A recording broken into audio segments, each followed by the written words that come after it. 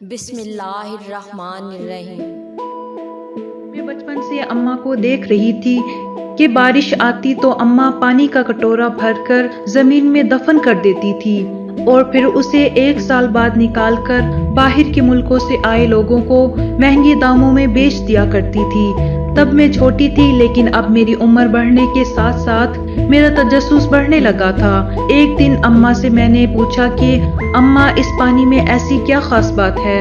تو اماں نے بتایا کہ یہ پانی جو بھی بوڑھی عورت یا مرد پیے گا تو وہ جوان ہو جائے گا۔ اماں کی بات سن کر میں بہت حیران ہوئی تھی کہ ایسا کیسے ممکن ہے کہ کوئی اس بارش کے پانی کو پی کر جوان ہو جائے۔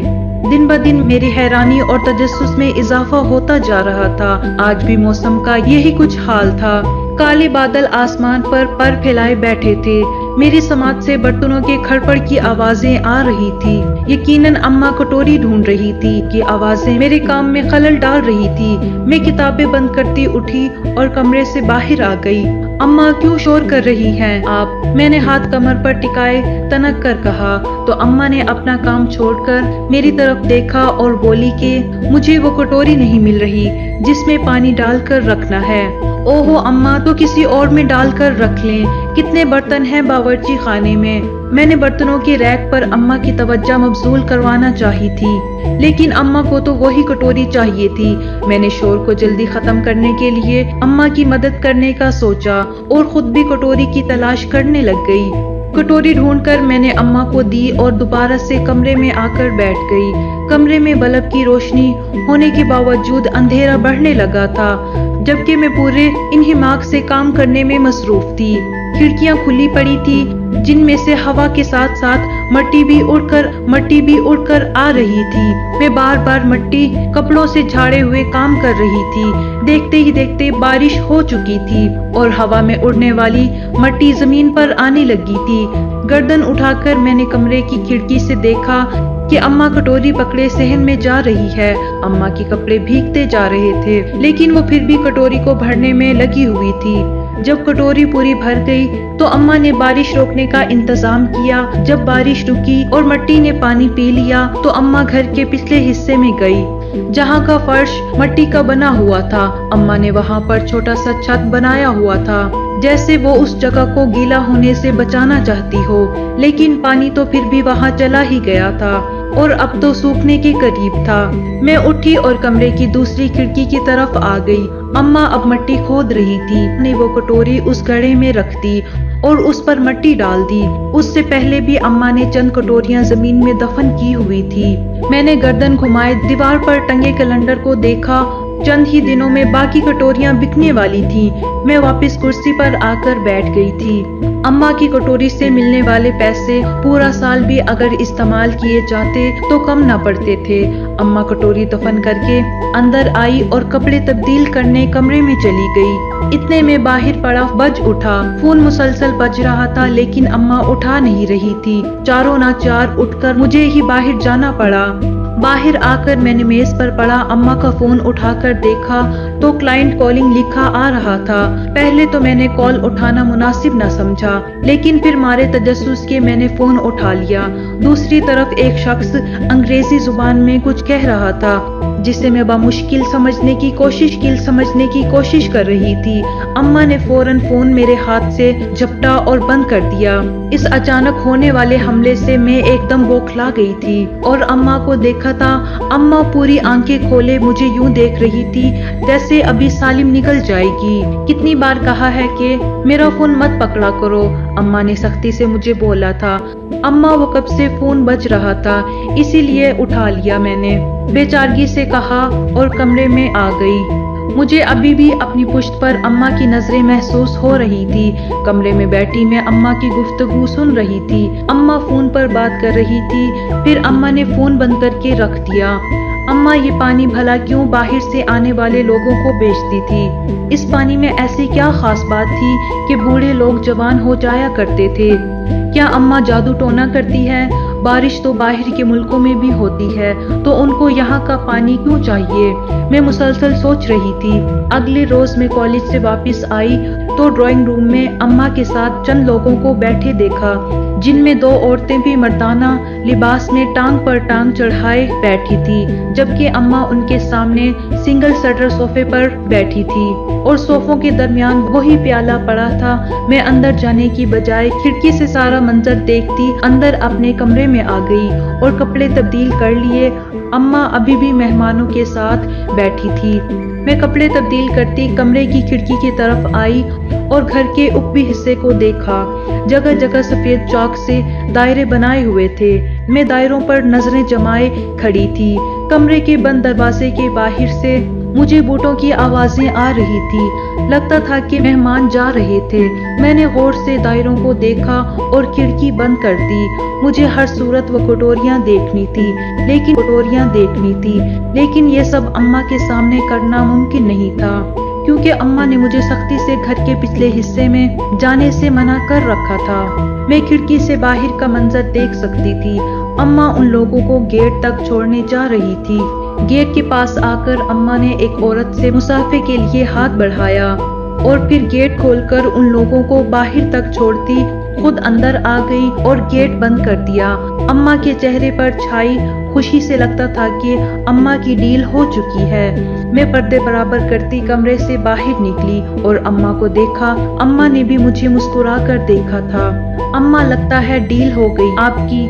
मैंने सवालिया अंदाज में अम्मा से पूछा तो अम्मा ने असबात में सर हिला दिया और बावर्ची खाने की तरफ चली गई। मैं भी अम्मा के पीछे पीछे बावर्ची खाने तक आई और दरवाजे पर ही खड़ी हो गई। अम्मा बर्तन समेट के सिंक, वैसे अम्मा ये पानी यहाँ के लोगों को क्यों नहीं देती? मैंने तजस्सुस से पूछा था। मेरे सवाल पर अम्मा का हाथ थमा था। उन्होंने गर्दन मोड़े मुझे देखा और फिर दोबारा से बर्तन धोने में लग गई। बर्तन धोते धोते अम्मा ने मुझे कहा कि जाकर अपनी पढ़ाई करो। अम्मा तो मेरे सवाल को नजरअंदाज ही कर गई थी। मैं नाक चढ़ाती अंदर आ गई और किताबें लेकर मेज पर आ गई। पढ़ते पढ़ते मेरी नजर दोबारा से बाहर की जानिब गई थी। अम्मा ने मेरे सवाल का जवाब क्यों नहीं दिया था? अम्मा बैरून मुल्क ही क्यों पानी को बेचती थी? सवाल मेरे दिमाग में गर्दिश करने लगे थे। मैंने सर को झटककर किताबों पर तवज्जो मबजूल करना चाही थी, लेकिन मेरी सारी तवज्जो तो कटोरी पर जा चुकी थी। अम्मा का टालना मुझे खटकने लगा था।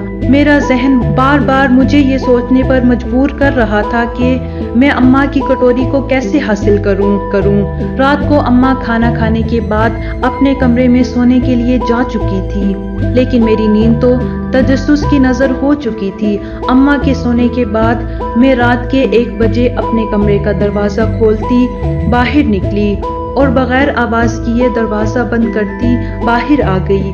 घास अभी गीली थी। कदम कदम चलती मैं घर के पिछले हिस्से तक आई। बारिश के पानी की वजह से मट्टी पूरी गीली हो चुकी थी। मैं एहतियात से पांव रखती आगे बढ़ती जा रही थी कि अचानक से गली में कुत्तों के भौंकने की आवाज ने मुझे हवास बाख्ता किया और मेरा पांव फिसल गया। फिजा में मेरे दिल खराश चीखें बुलंद हुई थी। मैं पांव को पकड़े अम्मा को पुकारे जा रही थी। मेरी चीखें सुनकर अम्मा भागी भागी घर के पिछले हिस्से में आई थी और मुझे सहारा देकर उठाया था। तुम यहाँ क्या कर रही थी? उस वक्त मुझे अंदर ले जाते अम्मा ने पूछा था। मैंने गर्दन मोड़े आंखों में हसरत लिए सफेद दायरों के हसार में दफन कटोरियों को देखा था और फिर अम्मा से कहा कि कमरे में मेरा दम घुट रहा था, इसलिए बाहर आ गई थी। झूठ मत बोलो, मैं जानती हूँ तुम क्या करने गई थी। मैं तुम्हारी माँ हूँ, तुम्हारी रख रख से वाकिफ हूँ, समझी? मुझे बिस्तर पर बिठाते अम्मा बोली थी और पाँव का मुआयना करने लग गई। मुझे अपने पाँव से ज्यादा कटोरियों की फिक्र हो रही थी। अम्मा की बात पर मैंने सर को झुका लिया था। देखो बेटा, तुम उन कटोरियों का पीछा छोड़ दो, वो तुम्हारे काम की नहीं है। मैं आज फिर प्यार से समझा रही हूँ, बेहतर यही है कि तुम समझ जाओ। अम्मा ने पाँव पर दवाई लगाकर मुझे कहा और खुद अपने कमरे में चली गई, जबकि मैं खिड़की से बाहर अंधेरे में डूबे हुए सहन को देखा और फिर लेट गई। पाँव में उठी टीसों की वजह से मुझे शदीद तकलीफ हो रही थी, इसलिए मैंने आंखें मूंद ली। सुबह मेरी आंख मशीन की तेज आवाजों से खुली थी। मैं आंखें मलती उठी और कमरे से बाहर आ गई। मशीन की तेज आवाज में मेरी आवाज दबती चली जा रही थी। लंगड़ाते हुए मैं चलती बाहर सहन में आई तो मुझे अम्मा की पुश्त नजर आई। मैं भी अम्मा के पास आकर खड़ी हो गई। चंद मजदूर जमीन में सुराख करते लोहे के रॉड लगा रहे थे और उन रॉड पर बारीक छोटी छोटी खारदार जाली लगाते चले जा रहे थे। मैं ये सब देखकर बहुत हैरान हुई थी। मैंने गर्दन तिरछी किए अम्मा को देखा था। अम्मा सीने पर हाथ बांधे खड़ी थी। अम्मा, ये सब क्या हो रहा है? जब तुम मेरी बात नहीं मानोगी और जासूसी करोगी तो फिर मैं भी कोई हल निकालूंगी। लड़की अम्मा सख्ती से बोली। लेकिन अम्मा, मैं सिर्फ वो कटोरी का पानी देखना चाहती हूँ कि आखिर उसमें ऐसी क्या खास बात है। मैंने हाथ झुलाते कहा था जबकि मेरा मूड सख्त खराब हुआ था। अम्मा के मंसूबे मेरे मंसूबों पर हावी आते जा रहे थे। मैं पैर पटकती अंदर आ गई और सोचने लग गई कि अब किस तरह से पानी की कटोरी हासिल करूं। मुझे अम्मा पर शदीद गुस्सा आ रहा था। अम्मा न जाने मुझे क्यों उस पानी से दूर रखती थी। अगर उस पानी की वजह से बूढ़े मर्द और औरतें जवान हो जाती थी तो फिर अम्मा वो पानी क्यों नहीं पीती थी। मेरी सोचें बेलगाम होती चली जा रही थी। मैंने गर्दन को झटका देकर खुद को नॉर्मल करना चाहा था, लेकिन मेरा गुस्सा ठंडा ही नहीं हो रहा था। काम खत्म करवाने के बाद अम्मा घर के अंदर दाखिल हुई और बावर्ची खाने में नाश्ते की तैयारी करने के लिए चली गई। अम्मा को देख रही थी। मैंने सोचा कि क्यों वो ये पानी खुद क्यों नहीं पीती। मैंने अम्मा को मुखातिब किया, अम्मा हूँ, हाँ बोलो। अम्मा ने मसरूफ से अंदाज में जवाब दिया।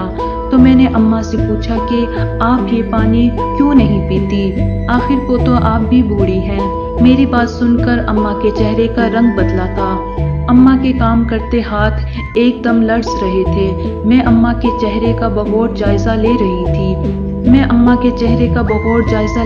थी। मैंने देखा कि अम्मा ने बेतासुर निगाहें उठाकर मुझे देखा और ठंडे अंदाज में कहा कि हर जगह अपनी अक्ल का इस्तेमाल मत किया करो। अम्मा ने तो पिछले हिस्से को यूं कर दिया था जैसे कोई बहुत अहम चीज वहाँ दफन हुई है। मैंने लोहे के रॉड पर चिमटी तारों की लंबाई को देखा था और फिर कोने में बने एक दरवाजे को देखा जिस पर ताला लगा हुआ था।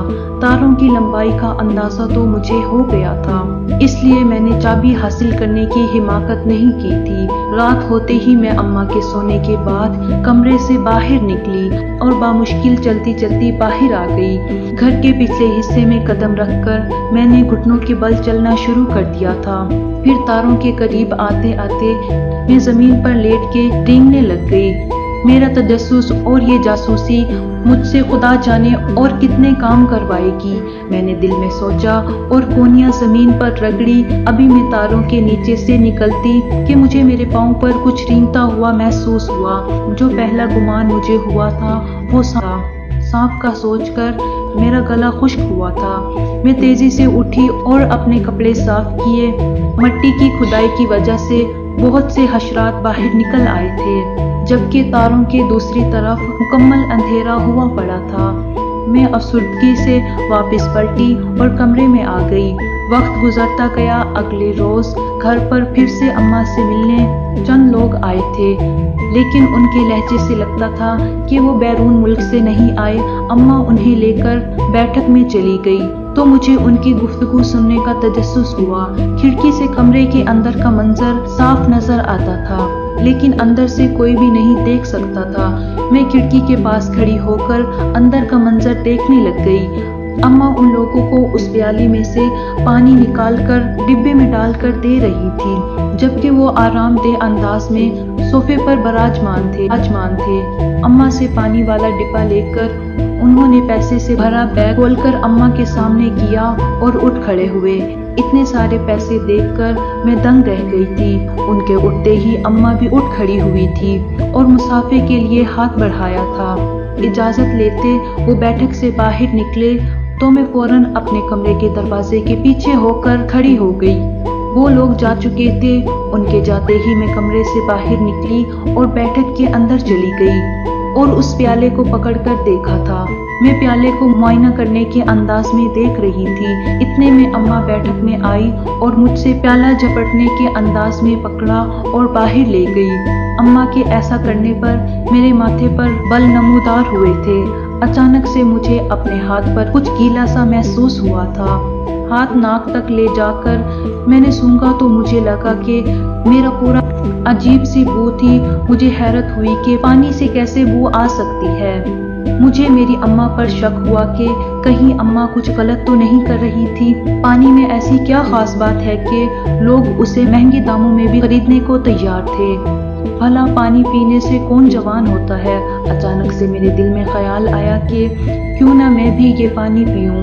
میں فوراً اماں کے پاس گئی اور ان سے کہا کہ اماں مجھے بھی وہ پانی پینا ہے۔ میری بات سن کر اماں ایک دم سے غصے میں آئی تھی اور مجھے سختی سے ٹوکا کہ میں اس پانی کو ہاتھ بھی نہ لگاؤں گی، کیونکہ وہ پانی صرف بوڑھے لوگوں کے لیے ہی ہے۔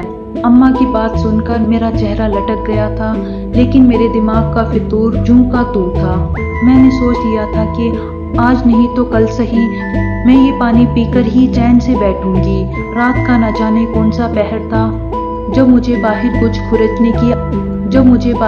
کھرچنے کی آواز آئی۔ میں مندی مندی آنکھیں کھول کر اٹھی اور کھڑکی تک آئی۔ مجھے باہر ایک خلیہ سا نظر آیا تھا۔ رات کے اس پہر ہمارے گھر میں کون ہو سکتا تھا؟ کہیں چور تو نہیں آئے؟ یہ سوچ کر ہی مجھے ٹھنڈے پسینے آنے لگے تھے۔ اس سے پہلے کہ میں شور مچاتی، مجھے ہاتھ میں بریسلٹ چمکتی نظر آئی۔ یہ تو اماں کی بریسلٹ تھی۔ اس کا مطلب باہر اماں تھی، لیکن وہ اس وقت کیا کر رہی تھی؟ میں نے آنکھیں چھوٹی کیے بغیر دیکھنا چاہا تھا۔ اماں زمین کھود رہی تھی۔ اماں کے پاؤں کے پاس ایک کٹوری پڑی تھی۔ مجھے حیرت ہوئی کہ آج تو کوئی بارش نہیں ہوئی، پھر اماں زمین کیوں کھود رہی ہے؟ میں نے دیکھا کہ اماں گڑھے میں سے کچھ نکال رہی ہے، اور وہ چیز دیکھ کر تو میرے اوسان خطا ہو گئے تھے۔ میں نے چہرہ کھجاتے اماں کو دیکھا، وہ گڑھا بھر رہی تھی۔ پھر اماں اٹھی، پر آیا پسینہ خشک کیا۔ چاند کی روشنی میں اماں کے چہرے پر عجیب سی وحشت تھی۔ مجھے اماں کو دیکھ کر خوف سا آیا تھا۔ میں تیزی سے کھڑکی سے ہٹی اور بیڈ پر آ کر بیٹھ گئی۔ میری آنکھیں مارے خوف کے پوری پھیل چکی تھی۔ میں بار بار کمرے میں نظریں دوڑاتی دیکھتی جا رہی تھی۔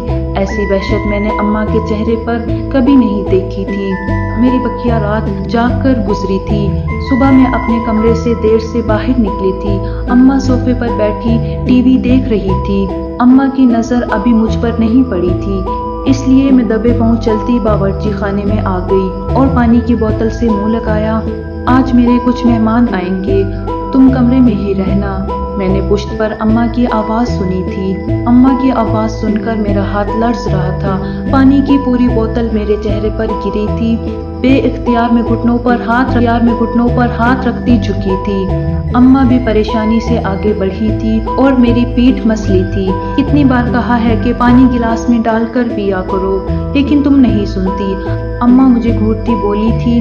میں نے اماں کی بات سنی انسنی کی اور پوچھا کہ کب آئیں گے آپ کے مہمان؟ تو اماں نے کہا کہ دوپہر میں آ جائیں گے۔ میں مثبت انداز میں سر ہلاتی کمرے میں چلی گئی۔ دوپہر میں اماں کے بیرون ملک سے مہمان آئے تو اماں ان کے ساتھ بیٹھک میں جا کر بیٹھ گئی۔ میں چپکے سے اپنے کمرے سے باہر نکلی اور اماں کے کمرے میں آ کر اندر سے لاک لگا لیا۔ کمرے میں آتے ہی میں نے وقت ضائع کیے بغیر الماری کھولی، لیکن اس میں مجھے کچھ بھی نہ ملا۔ باری باری کر کے میں نے اماں کے پورے کمرے کی تلاشی لی، لیکن کچھ بھی نہیں ملا تھا۔ میں دروازہ کھولتی باہر آ گئی اور بیٹھک کی کھڑکی کے سامنے کھڑی ہو گئی۔ میری نظر کٹوری پر گئی تو ٹک گئی۔ وہ وہی کٹوری تھی جو میں نے رات کو اماں کے پاس دیکھی تھی۔ میں جلدی سے کمرے میں آئی اور کیلنڈر کھول کر دیکھا، ابھی ایک کٹوری زمین کے اندر دفن تھی۔ میں نے تاریخ دیکھی تو آج کی جو تاریخ تھی، میرے دماغ نے جھٹ سے ایک لائے عمل تیار کیا تھا۔ کیلنڈر جگہ پر رکھتی میں دوبارہ سے کھڑکی کے پاس آ گئی اور سفید دائروں کو دیکھا۔ بس چند گھنٹے پھر میرے تجسس اور جاسوسی کے بدلے مجھے وہ پانی مل جانا تھا۔ میں نے پورے دن بے صبری سے رات ہونے تک کا انتظار کیا تھا۔ جیسے ہی رات گہری ہوئی میں کمرے سے باہر نکلی اور گھر کے پچھلے حصے کی طرف آ گئی۔ کوہنیوں کے بل رینگتے ہوئے میں نے تار کی باڑ کو پار کیا اور سفید دائروں تک پہنچ گئی۔ زمین پر دو زانوں ہو کر بیٹھی میں تیزی سے مٹی کو کھود رہی تھی۔ مٹی کھودتے میں نے دیکھا کہ اماں دروازے کا تالا کھول رہی تھی۔ میں نے اپنی سپیڈ بڑھا دی۔ جیسے ہی کٹوری مجھے نظر آئی میں نے جھٹ سے نکالی اور پی لی۔ اماں بھی تب تک مجھ تک پہنچ چکی تھی۔ میں فاتحانہ مسکراہٹ کے ساتھ اماں کو دیکھ رہی تھی۔ اماں نے جلدی سے مجھے بازو سے پکڑا اور اٹھایا۔ پانی پینے کے 5 منٹ بعد ہی مجھے اپنی حالت عجیب سی ہوتی محسوس ہو رہی تھی۔ اماں نے جلدی سے مجھے گاڑی میں بٹھایا اور ہسپتال لے آئی۔ ہسپتال پہنچتے پہنچتے میری حالت کافی خراب ہو چکی تھی۔ مجھے میرا جسم بے جان ہوتا محسوس ہو رہا تھا۔ میرے کانوں کے پردوں کے ساتھ اماں کی آوازیں ٹکرا رہی تھی۔